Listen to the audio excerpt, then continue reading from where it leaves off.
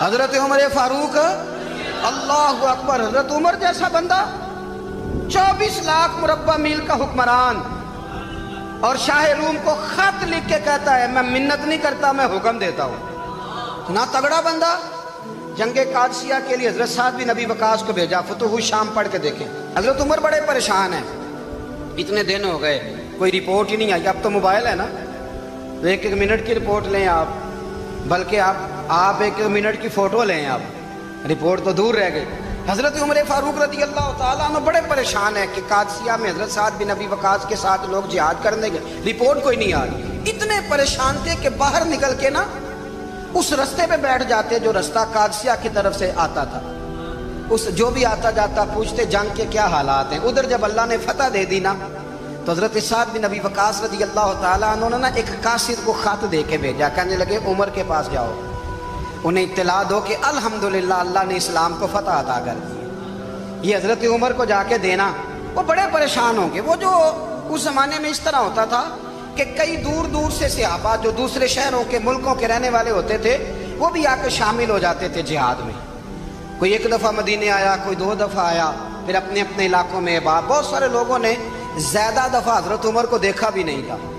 وہ جو قاصد خط لے کے آیا تھا نا، اس نے 1 دفعہ دیکھا تھا، حضرت عمر بوڑھے ہو گئے، وہ پہچانتا نہیں تھا۔ میری بات کی سمجھ آ رہی ہے آپ حضرات؟ ادھر سے وہ خط لے کے آ گیا۔ حضرت عمر مدینے سے باہر نکل کے اس روڈ پہ بیٹھے تھے جو قادسیہ سے آتا تھا۔ جب وہ اس آدمی کو آتے دیکھا تو حضرت عمر اٹھ کے کھڑے ہو گئے، فرمانے لگے قادسیہ سے آ رہے ہو؟ وہ کیا کہتا ہے؟ پھٹے پرانے کپڑے، ٹوٹے ہوئے جوتے، سر پہ پرانی پگڑی، کہنے لگے غلام مدینے کے رہنے والے ہو؟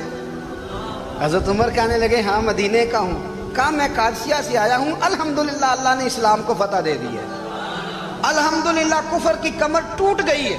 اس نے یہ بات کر کے تو گھوڑے کو ایڑی لگائی، گھوڑا دوڑنے لگا مدینے کے، حضرت عمر بھی ساتھ ساتھ دوڑ رہے ہیں۔ فرمانے لگے اچھا بتاؤ خالد بن ولید کا کیا حال ہے؟ تھوڑا آگے جا کے فرمانے لگے اسامہ بن زید کیسے ہے؟ وہ کہتے ہیں ٹھیک ہے۔ پھر اس نے اور گھوڑا، عمر ساتھ ساتھ دوڑ رہے ہیں، ساتھ ساتھ 24 لاکھ مربع میل کا حکمران، ایک جوتا پیر سے نکل گیا، عمر دوڑ رہے ہیں۔ آگے جا کے پوچھتے ہیں سعد بن ابی وقاص کا کیا حال ہے؟ کہا حضور وہ بھی ٹھیک ہے۔ کتنے لوگ میرے شہید ہو گئے مسلمانوں میں سے؟ کہنے لگا صحیح گنتی کا نہیں پتا، یہ لفظ ادا ہوتے ہوتے مدینے کی سرحد آ گئی۔ لوگوں نے عمر کو گھوڑے کے ساتھ دوڑتے دیکھا تو کہا امیر المومنین کیوں دوڑ رہے ہیں؟ وہ غلام چھلانگ لگا کے نیچے آیا، قدموں میں بیٹھ گیا، کہنے لگا حضور آپ نے بتایا ہی نہیں آپ امیر المومنین ہیں۔ آپ فرمانے لگے کیا بتاتا؟ میں تو اونٹ چرانے والے کا پتر ہوں، کیا بتاتا؟ وہ عمر ہوں جس نے اپنے گناہوں کا حساب دینا ہے، کیا بتاتا؟ جو سعد بن ابی وقاص کو جہاد پہ بھیج کے خود بزدلوں کی طرح گھر میں بیٹھا ہے، کیا بتاتا؟ کوئی حیثیت نہیں، کوئی تار۔ تو نے اچھا کیا، تو مجاہد تھا، مجھے ساتھ ساتھ دوڑایا، تو نے اچھا کیا۔ جتنے لوگ تھے چیخے مار کے رونے لگے۔ حضرت فاروق اعظم سے کہنے لگے عمر جب تک تیرے جلوے رہیں گے اللہ کامیابیاں ہی عطا فرمائے گا، جب تک تیرا رنگ رہے گا اللہ تعالیٰ نوازتا ہی رہے گا۔ کچھ نہیں، کبھی اپنا آپ ظاہر ہی نہیں کیا۔ بہت بڑے تھے، بہت بڑے تھے حضرت عمر، بڑے تھے۔ حضرت عمر بن عاص رضی اللہ تعالیٰ عنہ نے مصر خود فتح کیا تھا، خود فاتح تھے۔ حضرت عمر نے انہیں گورنر مصر بنا دیا۔ ان کا بیٹا ایک عام آدمی کے بیٹے کو کہنے لگا چلو اپنا اپنا گھوڑا دوڑاتے ہیں، بھلا کون جیتتا ہے۔ گھوڑے دوڑے، عام آدمی کا بیٹا جیت گیا۔ گورنر صاحب کے بیٹے نے درہ اٹھایا اور درہ اٹھا کر کے اس جیتنے والے غریب آدمی کی کمر پہ درے مارے۔ اس کو جب درے لگے تو بیٹے نے گھر آ کے باپ کو اپنی لہو لوہان کمر دکھائی۔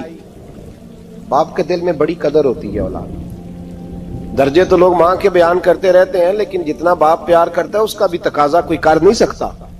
والد نے جب دیکھا نا لہو لوہان ہے گردن، تو والد چیخے، روئے، اور پھر پتہ نہیں اگلے 1.5 منٹ میں اس بچے کے والد کو کیا ہوا، اس نے آنسو پونچھے اور بیٹے کو کہنے لگا میرے گھوڑے کے پیچھے بیٹھ۔ کہا کدھر جانا ہے؟ فرمانے لگے یہ ظلم کا دور نہیں، یہ عمر کا دور ہے۔ ہاں ایسی بات ہے کوئی جو مرضی کر جائے؟ بیٹھ میرے گھوڑے پہ۔ آدھی رات کے وقت پہنچے مدینے اور باہر جا کے وہ آدمی پکارنے لگے، کہنے لگے عمر باہر آؤ، निकलो ख्वाबगाह से। जब गरीबों पे जुल्म हो तो फिर हुक्मरानों को सोने की इजाजत नहीं हुआ करती। बाहर आओ। फारूक आजम आधी रात को उठ के आए। क्या हुआ? कहा उमर देख, ये बेटा जो मैंने अपने मुंह के निवाले खिला खिला के पाला है, जरा मेरे लाल की पुश्त देख। तेरे दौरे हुकूमत में ये हाल होगा। हजरत फारूक आजम ने कहा जाओ बुला के लाओ फातिह मिस्र को। हजरत अमर बिन आस बेटे समेत आए। जनाब फारूक आजम फरमाने लगे मजमे में खड़ा करके, फरमाया क्यों मारा तूने इसको? गर्दन झुक गई। फरमाया तू गवर्नर का बेटा था इसलिए मारा है? उस गरीब आदमी के बच्चे को कहा दुर्रे पकड़ और गवर्नर के बेटे को इसके सामने मार, और इतने मार के इसे समझ आए। जब उसको दुर्रे लग रहे थे तो लोग देख रहे थे। थोड़ी देर गुजरी तो हजरत सैयदना उमर फारूक रदी अल्लाह ताला अन्हु ने फरमाया गवर्नर मिस्र को भी सजा दो, इसके कपड़े उतरवा के इसे टाट का लिबास पहनाओ। लोग कहने लगे हुजूर गवर्नर साहब की क्या गलती? सुनो और याद रखना। हजरत फारूक आजम कहने लगे इस बच्चे के दिल में बात डाली किसने कि तू गवर्नर का बेटा है? किसने बात डाली कि तू चौधरी का बेटा और बाकी कमी होते हैं? किसने सिखाया इसे? वो ताकतें भी हम कुचलेंगे जो सिखाती हैं कि फलाना बड़ा है फलाना छोटा है। फरमाया ना, जब कोई रसूलुल्लाह का कलमा पढ़ लेते हैं वो बराबर हो जाया करते हैं। इसको किसने सिखाया? किसने सिखाया इसको? गवर्नर को भी। और फिर हजरत उमर ने तारीखी जुमला कहा, हजरत अमर बिन आस की तरफ देख के फरमाया जब अल्लाह ने इन लोगों को आजाद पैदा किया तुमने क्यों गुलाम बना लिया? जब रब ने आजाद पैदा किया तुमने क्यों गुलाम बनाया है? अजीजों याद रखो, जब इंसाफ का बोलबाला होता है फिर कोई आदमी डरता है। यहां इंसाफ नहीं मिलता। और मैं आप खुद, एक बात याद आ गई, हजरत उमर का जमाना था तो गस्सान के बादशाह ने कलमा पढ़ लिया। जो लोग गरीब कहलाते हैं ना वो जरा मेरी बात पे ज्यादा तवज्जो करें। गरीबों को सुनाने लगाओ, गरीब जरा तवज्जो करें। गस्सान के बादशाह ने इस्लाम कबूल कर लिया और इस्लाम कबूल करते ही वो आए हज करने। हज के बाद फारिग हुए तो एक नफली तवाफ कर रहा था गुस्सान का बादशाह शाह गुस्सान। आज तो खाना काबा में भी वीआईपी प्रोटोकॉल मिलता है, आज तो मस्जिद नबी में भी वीआईपी प्रोटोकॉल होता है, यहां आके भी, यहां भी। और देखते सही तू खड़ा कहां है? यहां भी पुलिस वालों ने बाजू पकड़े। सोचो तो सही, ये हाल कर दिया तुमने मजहब का। तवाफ़े काबा हो रहा है और गुस्सान के बादशाह ने जुब्बा पहना हुआ है बारीक और लंबा। वो तवाफ़े काबा कर रहा था तो एक गरीब आदमी का पैर उसके जुब्बे पे आ गया। जब पैर आया तो उसने पलट के गरीब के मुंह पे थप्पड़ मारा। जब थप्पड़ मारा तो उस गरीब ने सैयदना फारूक आजम की अदालत में मुकदमा कर दिया। कहा बादशाह ने थप्पड़ मारा है। हजरत उमर फारूक रदी अल्लाह ताला उन्होंने बादशाह को बुलाया। फरमाया तूने उस गरीब को मारा है? कहा जनाब उसने पैर रखा था। तो फरमाया पैर रखा था तो क्या हो गया? तूने क्यों लंबा जुब्बा पहना था? तुझे सिमट के चलना चाहिए था। कहा मेरे लिए हुक्म क्या है? हजरत उमर कहने लगे यहां उसे रात में राजी कर ले, वरना सुबह उसी जगह उसी कोने में खाना काबा के साए में वो गरीब तेरे मुंह पे थप्पड़ मारेगा और तुझे थप्पड़ खाना पड़ेगा। गरीबों सुनो, सुनो। सारी रात वो गुस्सान का बादशाह गरीब की मिन्नत करता रहा, तू राजी हो जा। गरीबों तुमसे शिकवा है, तुम 2-4 लाख पे राजी हो जाते हो।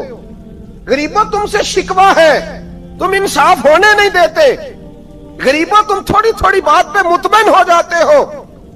थोड़ी थोड़ी बात, जितने गरीब तन है लिबासों से दूर दूर उतनी ही चादरें मैं मजारों से छीन लूं, और जितने गरीब घर हैं उजालों से दूर दूर उतनी ही रोशनी मैं सितारों से छीन लूं। इतनी तो हिम्मतें हो मेरी कम से कम बुलंद कि शाहों के ताज फख्र इशारों से छीन लूं। तुम्हारी ज्यादती है, तुमने जुल्म परवान चढ़ाया है। जब तुम चौधरी के कहने पर, एमएनए के कहने पर राजी हो जाते हो, तुम इंसाफ होने नहीं देते। डटना सीखो, खड़े होना सीखो। जब उसे कहा ना राजी हो जा, तो वो गरीब कहने लगा मैं राजी हो जाऊं और कल तू किसी और को भी थप्पड़ मारे। फरमाया जितनी तेरे पास दौलत है ला के कदमों में रख। हम दौलतों की परवाह इसलिए नहीं करते कि हमने मोहम्मद अरबी का चेहरा देखा हुआ है। अब मेरी निगाहों में जचता नहीं कोई, इसलिए कि जैसे मेरे महबूब है वैसा नहीं। तुम असर लेना छोड़ दो, तुम असर बड़ा लेते हो। ہاں تمہارے اوپر چیزیں اثر انداز ہوتی ہیں، اس لیے انصاف نہیں ہوتا. ڈٹنا سیکھو، کھڑے ہونا سیکھو. جو بھائی ڈٹ جاتا ہے نا وہ بڑے کمال کر جایا کرتا ہے. ساری رات مناتا رہا. حضرت عمر سے کہنے لگا وہ نہیں مانتا تو جناب عمر کہنے لگے پھر تیاری کر لیں، ہم بادشاہ نہیں دیکھیں گے، دولت نہیں دیکھیں گے، ہم رسول اللہ کا دین دیکھیں گے، ہم نبی پاک کا نظام دیکھیں گے. وہ بادشاہ رات کو دوڑ گیا، بھاگ گیا، جا کے عیسائی ہو گیا. لوگوں نے کہا اتنا قیمتی آدمی عمر نے ضائع کر دیا. فرمایا چپ کرو، میں نے کوئی چیز ضائع نہیں کی، میں نے تو اپنے رسول کا دین بچا لیا ہے، کوئی شے ضائع نہیں ہوئی. عدل جب تک میں پھر کہوں گا اس عدل کے نقصان میں ہر آدمی برابر کا شریک ہے. ہم عدل ہونے نہیں دیتے، ہم عدل قائم نہیں کرتے، ہمارا تقاضا ہی نہیں کہ عدل ہو، ہم اپنے آپ کو عدل کے لیے پیش ہی نہیں کرتے، مزاج ہی نہیں.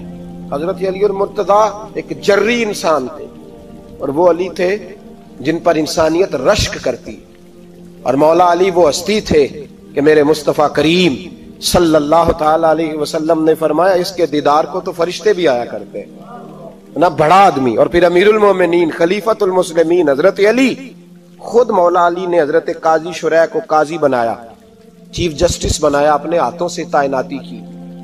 حضرت مولا علی رضی اللہ تعالیٰ عنہ کی زرہ گم ہو گئی.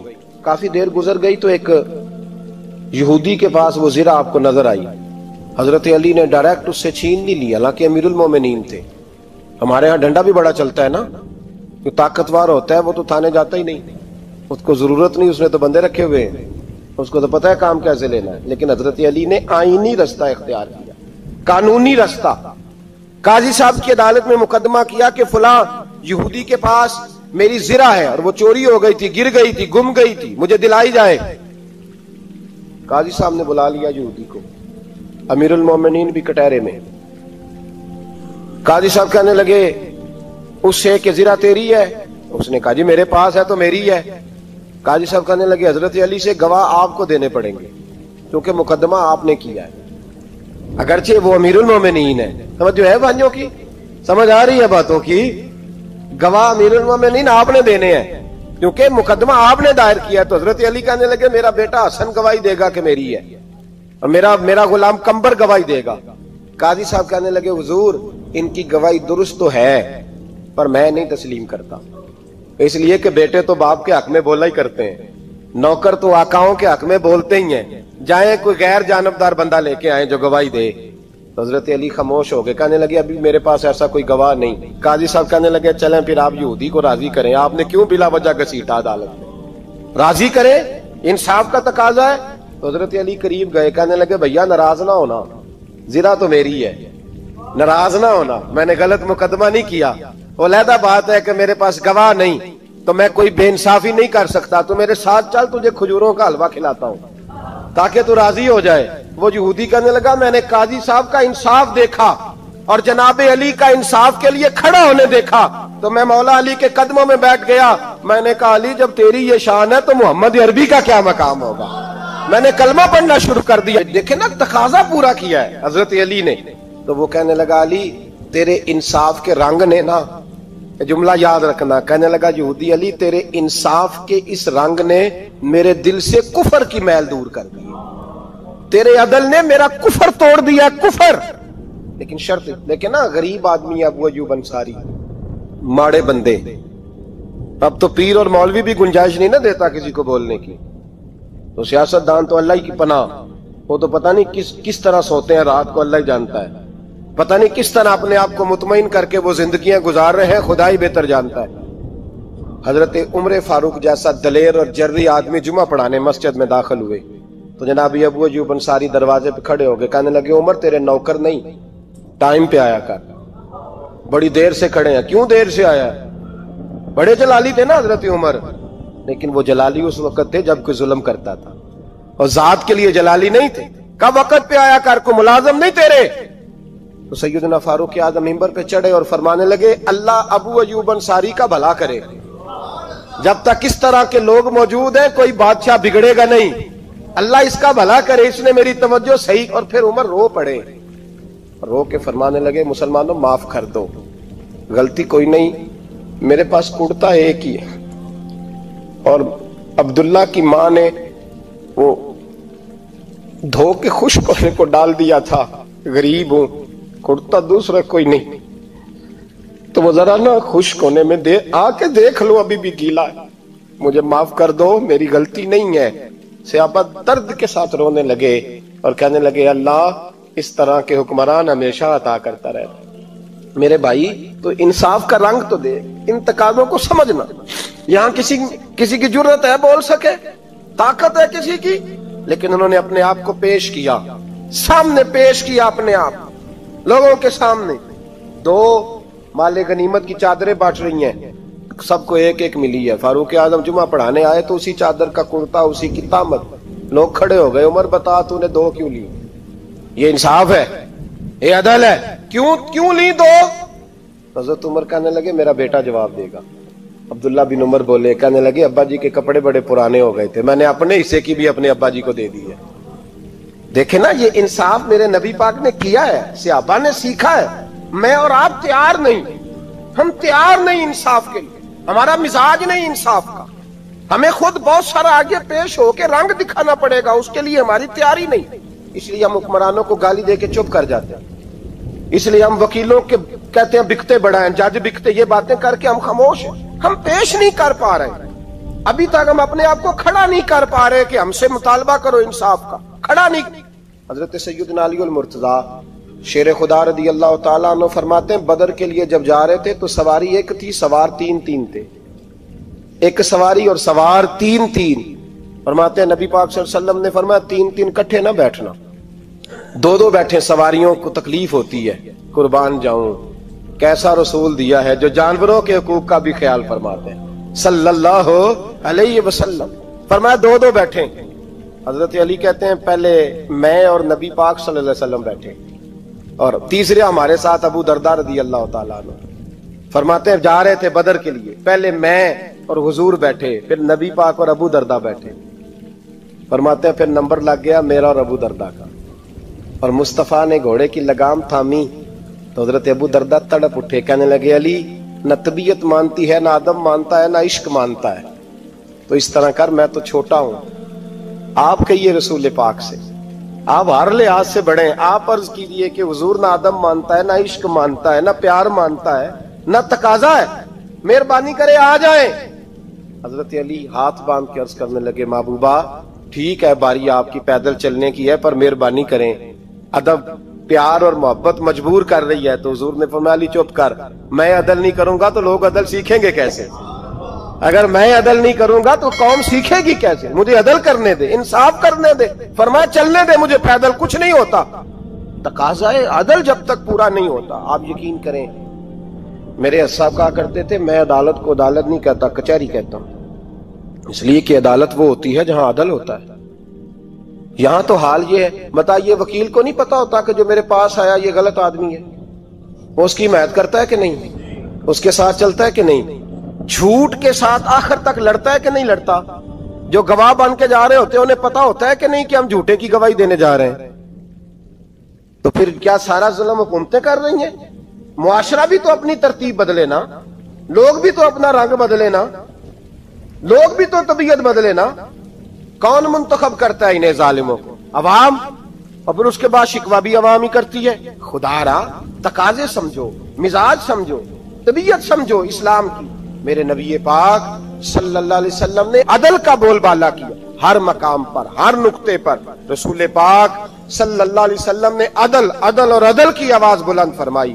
کوئی مقام ایسا نہیں، آپ پڑھیے کتابیں، اگر ایک کلمہ پڑھنے والے اور یہودی کا فیصلہ آیا ہے اور نبی پاک صلی اللہ علیہ وسلم نے یہودی کو حق پہ سمجھا ہے تو نبی پاک نے یہودی کے حق میں فیصلہ دیا۔ وہ منافق بگڑ گیا ہے، حضرت عمر کے پاس گیا ہے، لیکن حضور نے فرمایا جہاں جاتا ہے جا، فیصلہ وہی کیا جائے گا جو عدل پہ مبنی ہوگا۔ میرے رسول پاک علیہ الصلوۃ والسلام کے صحابہ کے قریب دنیا داری آ سکی نہیں آئی۔ حضرت ابو بکر صدیق نے پانی مانگا تو لوگوں نے دودھ دیا، فرمایا پیچھے کرو، ابو بکر نے نعمتیں چھوڑ دیے۔ اب ابو بکر وہ والا کام کرتا ہے جو رسول پاک نے کیا ہے، فرمایا نہ دودھ شاید پیش نہ کرو، جو مانگتا ہوں بس وہ دو۔ حضرت ابو بکر صدیق نے بڑے مالدار تھے، حضرت عمر فاروق رضی اللہ تعالیٰ عنہ کے پاس صحابہ کرام جمع ہو کے آئے، कौन सा ऐसा शख्स है जिसकी तनख्वाह में इजाफा हो जाए? तो लोग कहते हैं नहीं नहीं मुझे नहीं चाहिए। पर हमने वो लोग देखे हैं, हाजी सादक साहब को मस्जिद वालों ने कहा 1000 रुपया तनख्वाह बढ़ानी है, तो हाजी साहब कहने लगे मेरा बड़ा सोहना गुजारा होता है, मैंने नहीं बड़े ने। हजरत सैयदना उमर फारूक रदी अल्लाह सहाबा इकट्ठे होके गए, कहने लगे उमर हुजूर के जमाने में बज़ाहिर गुर्बत रही, जनाब सिद्दीक अकबर के जमाने में गुर्बत, अब तो बड़ी रेल पेल है, बहरीन से लाखों का माल आता है, आपको बड़े बड़े सफीर मिलने आते हैं, पर आप वही पुराना कुर्ता और वही तामत जो कई जगह से सी आपने कई जगह से फटी। और हजरत उमर एक दिन ईद की नमाज पढ़ाने गए थे तो नंगे पैर ही चले गए। लोगों ने कहा जूता, फरमाया टूट गया था यार, पहनने के काबिल नहीं था। फरमाया नंगे पैर आ गए हो, लोग क्या कहेंगे? फरमाया छोड़ो, उमर के पांव नंगे हैं लेकिन उमर के किरदार में तो कोई शक नहीं ना, पैर ही नंगे है ना, क्या हुआ? छोड़ो इस बात को, कोई प्यार नहीं दुनियादारी से, दौलत से कोई चक्कर ही नहीं। हजरत सैयदना उमर फारूक रदी अल्लाह तआला अन्हु को सहाबा ने इकट्ठे होके कहा, यह है उम्मत के बेदार होने के तरीके जो अर्ज कर रहा हूं। कहा जनाब आप अब बड़ा माले गनीमत है और जिस तरह हर सहाबी का हिस्सा है आपका भी हिस्सा है, तो एक नया कुर्ता ही डाल लें आप खरीद के। अब जब मशवरा हो गया सहाबा में तो कहने लगे उमर से बात कौन करेगा? नया कुर्ता पहनने की उमर से बात किसको बुरा लगता है जी? नया कुर्ता कौन बात करेगा? हजरत सैयदना अली अल मुर्तजा का इंतखाब हुआ। कहने लगे मौला अली की बड़ी इज्जत करते हैं, उनसे बड़ा प्यार करते हैं, उनसे बात करते। तो हजरत अली को बुलाया गया, अर्ज की हुजूर मेहरबानी फरमाएं। हजरत उमर से कहे नए कुर्ते के लिए, आप फरमाने लगे उमर मेरी बड़ी कदर करता है, बड़ी बात सुनता है, पर ये वाला काम नहीं मैं उमर से कह सकता, ये किसी और से कहो। तो कहने लगे आप रहनुमाई कर दें, किसको कहें? तो जनाबे अली उल मुर्तजा फरमाने लगे अगर हजरत आयशा सिद्दीका से कहोगे तो उमर फौरन मान जाएगा, वो मोमिनों की माँ हैं। सहाबा हजरत आयशा के पास, अम्मा जी उमर को बुलाएं, उनको कहें बड़े बड़े सफीर आए होते हैं, वही पुराने कपड़े पहन के बैठ जाते हैं। अल्लाह अकबर। हजरत आयशा ने पैगाम भेजा, फरमाया उमर को बुलाओ। उमर फारूक दौड़े हुए आए, पर्दे के पीछे हजरत आयशा के पास घुटनों के बल, अम्मा जी देर तो नहीं कर आया मैं आने में? हुक्म हो, हुजूर के घर से पैगाम आया, बड़े बड़े सफीरों को छोड़ के भागे। हजरत आयशा सिद्दीका कहने लगी उमर देखो जायज पैसे हो तो इस्लाम अच्छे लिबास से मना नहीं करता, अब बड़ा बड़ा माल आया है, अब तेरा भी हिस्सा है, तो सहाबाए किराम की ख्वाहिश है कि नया कुर्ता पहन लो, बड़े बड़े सफीर आते हैं, हर्ज भी कोई नहीं, जायज भी है, को मना नहीं। हजरत उमर ने गर्दन झुकाई, जी अम्मा जी, जी अम्मा जी, जी अम्मा जी। हजरत आयशा कहती है बात खत्म हुई, उमर ने गर्दन उठाई तो उमर की दाढ़ी आंसुओं से भरी हुई। कहती है मुझे कहने लगे अम्मा जी मैं तो सिर्फ मस्जिद में देखा करता था, आप तो मुस्तफा को दिन रात देखती थी, जिस तरह के कुर्ते आमना के लाल ने पहने या मुझे भी पहना दो, मैं तैयार हूँ, मैं पहन लूंगा, मैं तैयार हूँ, पर जिस तरह के मेरे नबी ने पहने।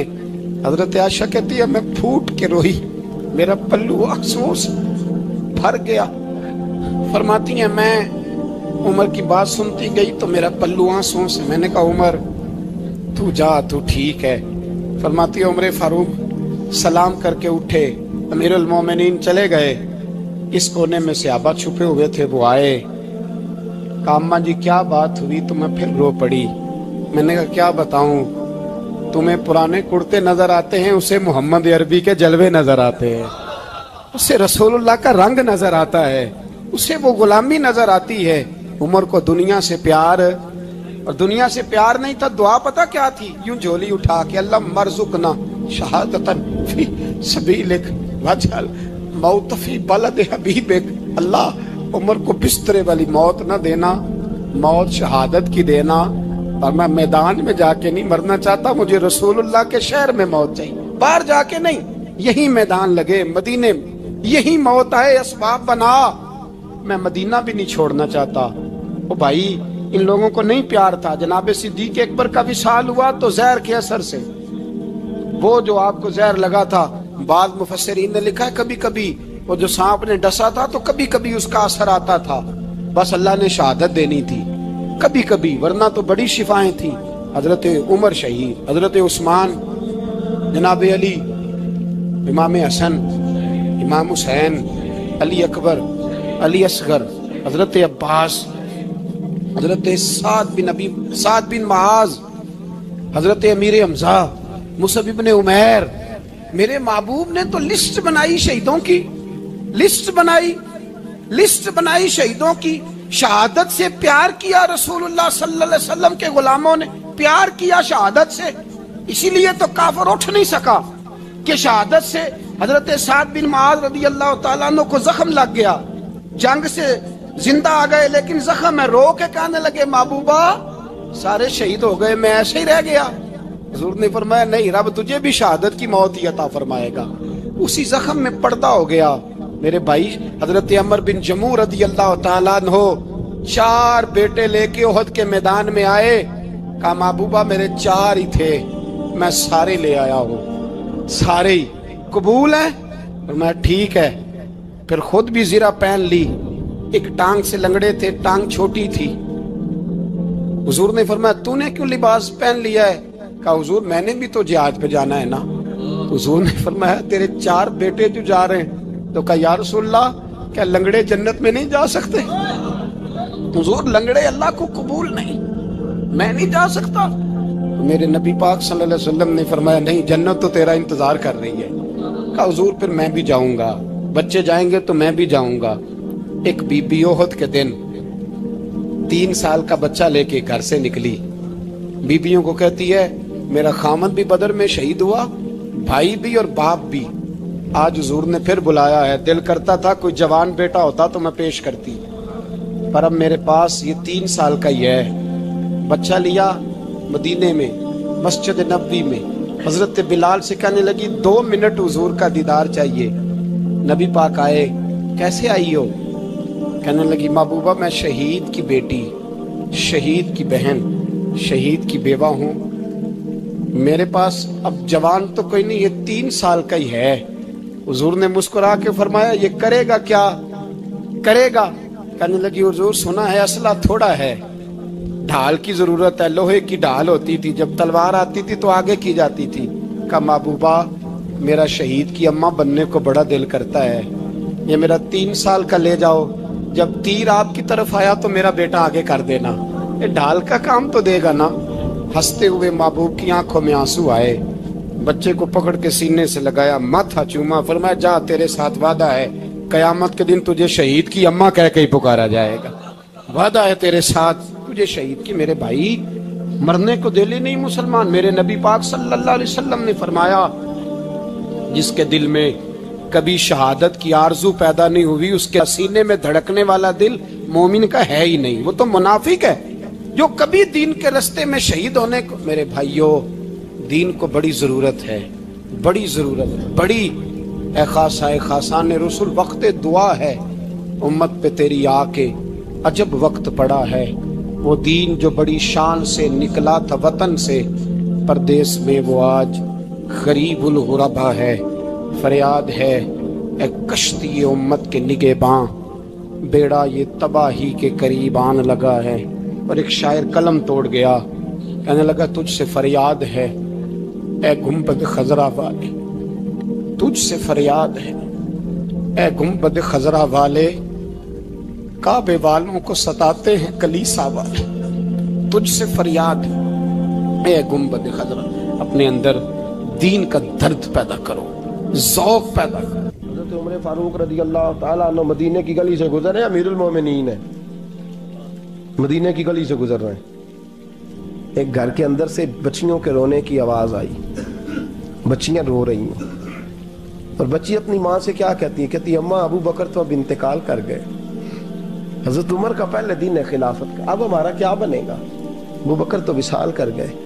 حضرت عمر فاروق رضی اللہ تعالیٰ عنہ نے رونے کی آواز سنی، دروازے پہ دستک دی.